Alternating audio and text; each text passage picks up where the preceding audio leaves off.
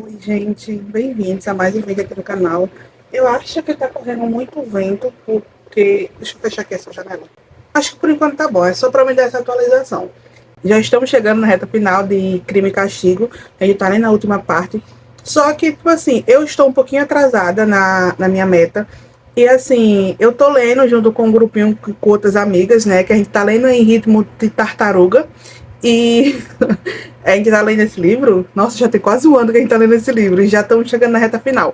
Só que aí, como eu estou atrasada, e eu pensei, já que eu estou atrasada na leitura, eu vou estar colocando a leitura agora em dia, né? Então, essa semana, basicamente, o meu foco total vai ser Crime e Castigo. Por que não abrir um vlog de leitura para falar? Eu não sei quem tinha comentado, eu acho que foi. Acho que foi a Lena que tinha comentado que queria saber, né, mais sobre o que eu tava achando de Crime e Castigo. Eu tô quase certeza que ela comentou em um vídeo de um Veda que eu fiz. Mas enfim, basicamente eu tava querendo fazer, eu não ia fazer, mas eu pensei, vou fazer, já que eu tô botando a leitura em dia, por que não abrir um vlog de leitura, né? Eu tô na parte 3, então, tipo assim, eu tô terminando o finalzinho da parte do último capítulo da parte 2. Sim, eu estou muito mega atrasada. Então, os capítulos são grandes e enfim, não justifica, tá? Aqui em Crime e Castigo, a gente vai conhecer o estudante Raskolnov, não sei o nome dele, vou deixar aqui. Ele é um ex-estudante pobre, né? Ele é um ex-estudante pobre em São Petersburgo, que acredita ser superior. Nossa, ele tem um bicho aqui na cabeça, que misericórdia. Enfim, aí nesse romance aqui, ele acaba matando um agiota, né? E aqui a gente vai ver na história do crime, né? E segue ele mostrando assim, tipo, o crime que ele faz e as consequências, né? O castigo da consequência dele ter cometido aquele crime. Vale ressaltar que a história se passa no século XIX, né? E eu vou dar uma pesquisadazinha aqui para saber mais ou menos o que aconteceu no século XIX, já que é um romance russo, e tá acontecendo uma coisa lá. Enfim, basicamente aqui, no século XIX, né, teve a Revolução Russa, né, que teve um regime lá, só que a Rússia passou pela uma miséria extrema nessa época, porque teve a desigualdade social, aí teve o fracasso lá da Primeira Guerra, aí teve uma revolução que aconteceu em duas etapas, né, em fevereiro, que era liberal, e em outubro. Enfim, teve esse fracasso da Primeira Guerra. Então, durante esse período, ele estava passando por uma pobreza extrema, miséria muito extrema. Então, basicamente, a história se passa nesse período aí, onde a gente conhece nossos personagens, né? Então, tipo assim, apesar dele ser um ex-estudante e ele não ter dinheiro, passando por perrengues e tudo mais, ele era um cara muito orgulhoso que se achava superior. Tanto que quando a gente vai lendo isso aqui, a gente vê que ele tipo, é muito arrogantezinho, sabe? Nariz empinado. E, cara, uma coisa que eu vi, você tem que ler esse livro como se fosse uma grande fofoca. Porque, tipo, é uma grande fofoca. Cara, literalmente, é como se fosse uma fofoca, assim, bombástica. Aí, durante um tempo aqui, ele tá precisando de dinheiro, porque ele tá precisando pagar umas contas. Aí, ele recebe uma carta da mãe, dizendo que a irmã dele vai se casar com um cara aí que é rico e tudo mais. E ele acaba vendendo todos os seus objetos, né? Depois que ele recebe essa carta da mãe. E olha, acontece tanta coisa durante esse tempo. Teve uns bichos aqui, teve um sonho muito louco que ele teve com um cavalo. Que eu fico assim, meu Deus, eu fiquei, nossa, que viagem. Que viagem é essa? Mas enfim, tem uma parte que ele realmente tá precisando de dinheiro. Ele precisa, tipo assim, pegar o dinheiro ali para poder comprar o que comer, sobreviver e tudo mais, junto que ele pensa até em roubar. Só que aí, em um bar, ele acaba escutando alguém falando: nossa, não tem aquela velha lá, agiota, não sei o quê. Seria tão fácil se a gente fosse lá, matasse ela e roubasse, que a velha tem de tudo, sabe? Já que ela empresta dinheiro. Você leva um objeto lá de valor, ela empenhora, enfim, ela pega e dá um dinheiro emprestado, né? Só que depois que ele escuta essa conversa, ele fica com isso na cabeça, entendeu? Ele fica, nossa, eu vou fazer isso, não sei o que. Aí ele começa a se achar o danadão. É aí que ele acaba bolando todo um plano e rouba uma machadinha na casa lá onde ele tá morando, né? Que é um quartinho que é onde ele fica. Ele acaba roubando uma machadinha, ele bola todo um plano e vai lá pra poder roubar dessa velha. Só que aí, no decorrer que ele vai roubar a velha, acontece uns bichos lá, e no meio do tudo bicho ele acaba matando ela, e consequentemente ela acaba matando a irmã dessa velha também, da agiota. Aí pronto, aí depois disso aqui, ele consegue fugir por obra do destino, ou acaso ele consegue fugir, né, porque acaba chegando um pessoal lá, e ele, por sorte mesmo, viu, porque o cara não foi pego assim, meu Deus, e ele foge, e depois que ele foge, ele passa um tempo doente, ele é chamado na delegacia porque ele tá devendo alguma coisa lá de um bicho de estudante, um bicho lá. Aí ele pensa que descobriram sobre o crime em si, mas não descobriram, foi de outros babados aí que tava rolando. Só que aí ele começa a se assim, nossa, ninguém nunca vai descobrir, eu sei isso, eu sou todo poderoso. Nossa, esse homem fica insuportável. Eu fico, meu Deus. Aí tem uns amigos deles aí, tudo mais, foram lá pra ver como é que ele tava, dizendo que ele tinha apagado lá na polícia, né, que ele tinha ido lá, ele apagou e passou uns 3 dias ali desmaiado. E esse pessoal começou a falar sobre que um fulaninho que tava passando por ali foi preso, acusado, porque ele achou uma bicha de joia, mas depois ele disse que não tinha achado ali, que ia chorar no bicho, fizeram um maior fuzuê, porque na hora que ele fugiu, ele deixou cair uma caixinha de joia, entendeu? E, enfim, só sei que todo mundo ficou falando que prenderam mais 2, porque tava ali brigando e tudo mais, só que, tipo, o crime não tá ali se encaixando com que as pessoas que foram presas. Aí ele acaba, tipo, ele fica assim, nossa, nunca vou encontrar, nunca vou me achar, se achando gostosão superior. Tanto que depois que eles vão embora, ele expulsa todo mundo, né, e sai de casa, vai lá numa taberna, não sei o que, cristal de alguma coisa, e encontra um carinha lá, que esse carinha acaba falando que fulano tinha sido preso e tudo mais. Será que essa pessoa que foi despreparada ia fazer realmente isso? Só que ele vai falar, ó, se fosse eu ali nesse lugar, eu tinha feito isso, isso e isso, escondido isso, isso e isso, e a pessoa que roubou estaria esbanjando dinheiro, e é o que ele está no momento. Tanto que ele olhou pro cara e falou assim, quer saber de uma coisa? Fui eu que matei ela, fui eu que fiz isso, isso e isso. E o cara se ficou, tipo assim, passado, sabe? Só que o cara tava bêbado e achando que ele tava brincando, porque antes dele falar essa confissão aí, ele tava falando umas coisas todas, uns papo torto. Ele tava com uns papo torto pra cima do cara lá, né? Mas enfim, aí depois ele saiu com culpa, querendo se entregar. Tanto que ele foi lá da casa onde ele matou a véia, e ficou assim, vai. Aí começou a brigar com os caras lá que tava limpando. Falou assim, cadê o sangue que tava aqui? Cadê não sei o quê? Como é que vocês limparam? E não sei o quê. Aí me leva pra polícia, me leva pra polícia. E eu fiquei assim, cara, tu tá todo livrado lá. E o povo, nossa, você não deveria estar doente, não sei o quê, você está branco. E tipo assim, ele tá tipo assim, se achando o maioral, sabe? Tipo assim, pra ele é o maioral. E beleza, aí eu sei que tem uma parte aí que ele tá numa ponte, uma mulher se joga e vem os policiais e salva essa mulher, que ele tava pensando em morrer ali, né? Só que depois ele sai do bicho, aí acaba encontrando uma pessoa, que é um personagem que aí aparece lá no início do livro, né? E começa a falar com ele. Aí ele tava tão bêbado que acabou se jogando em cima lá da carroça e foi... Enfim, só sei que os cavalos fez uma festa em cima daquele homem. Aí ele falou, não, eu conheço ele, pode deixar que eu pago. Chame disso aqui que eu pago. Eu falo, nossa, pra quem tava pobre, lascado, tá gastando dinheiro amuado, né? Aí ele, não sei o que, isso aqui eu pago. Aí ele, basicamente eu tô nessa parte que, tipo assim, ele tá sentindo que, tipo, fez errado, tanto que quando ele sai da casa do homem, que ele leva o homem pra lá, ele dá um dinheiro lá pra mulher e tudo mais, ele paga os cuidados dos médicos e disse que talvez amanhã ia voltar lá pra ver, né, a família. E ele sai e fica, nossa, eu mereço uma vida, sai da minha cabeça, sua velha. Você não morreu? Já deu, e não sei o que, não sei o que. E tipo assim, ele tá se achando superior. Pra ele não tá ligando ainda que tipo, ele realmente matou uma pessoa e tá saindo impune. E uma hora a verdade chega. E quando a verdade chega, meu amigo, você... Ai. Enfim, eu tô terminando essa parte aqui. Apareceu um personagem. Eu tô curiosa sobre esse personagem porque, querendo ou não, eu tava vendo uns vídeos assim nas outras redes e apareceu o nome dessa personagem. Então eu quero saber como é que vai ser esse lance dessa personagem aqui, né? Como é que vai rolar? Apareceu essa nova personagem, que é a filha do cara que morreu, né? Que ele foi ajudar, que ele conhecia.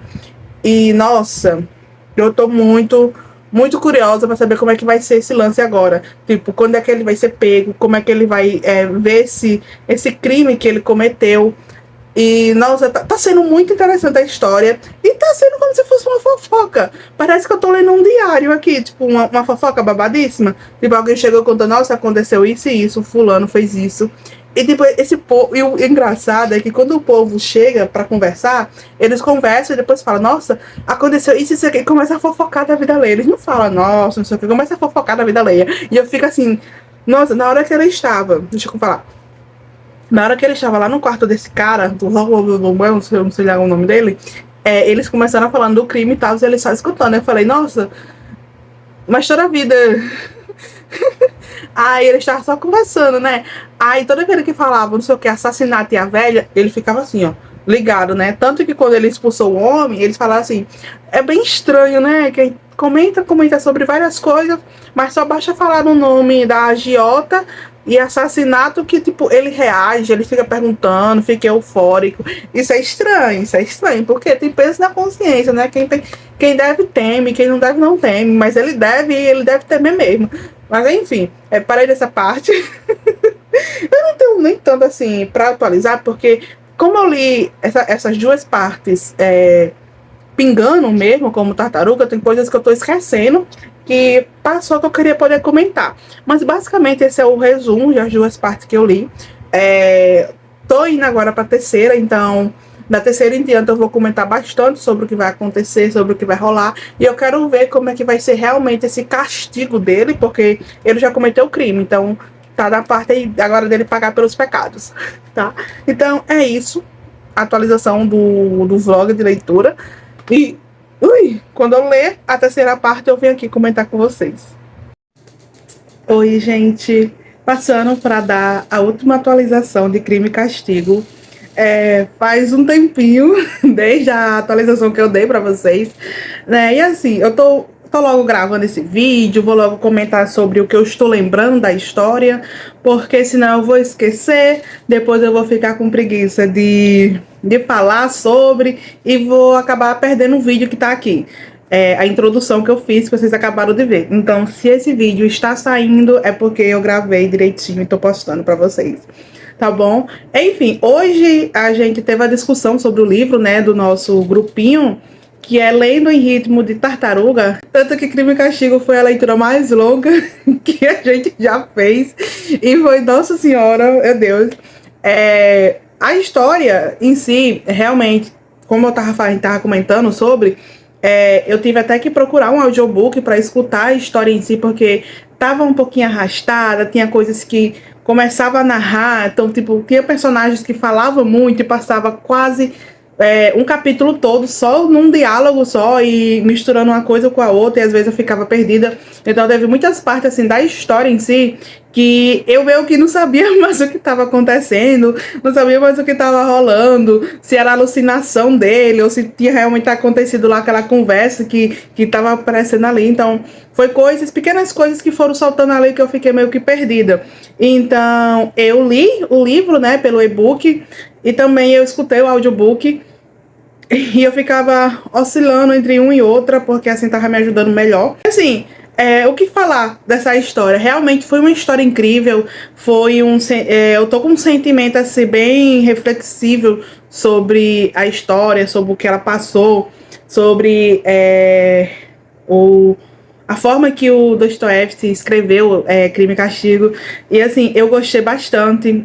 O final, eu não sei se foi um dos meus finais favoritos, porque apesar de ele não ter sofrido a condenação que eu achei que ele ia sofrer, não é o ponto principal, tipo assim, ele ser preso ou qualquer outra coisa do tipo. Mas sim, o pior castigo que ele teve na obra, né, o Rodya, porque infelizmente eu não vou tentar pronunciar o nome dele de jeito nenhum, foi a culpa por ter cometido aquele crime. Então, a cabeça dele foi o pior o pior castigo que ele teve, porque a mente da gente trabalha de um nível que se a gente tá feliz, a gente pensa, nossa, eu tô incrível hoje, eu fiz tudo certo, você é ótimo, você vai sentir isso, entendeu? E a nossa mente mesmo nos auto-sabota. Tipo, se ela pensa, você pensa, nossa, não tô fazendo nada que preste, tô isso, tô aquilo. E palavras têm poder, pensamentos têm poder também. Então, tipo assim, sua mente mesmo se sabota sobre aquilo.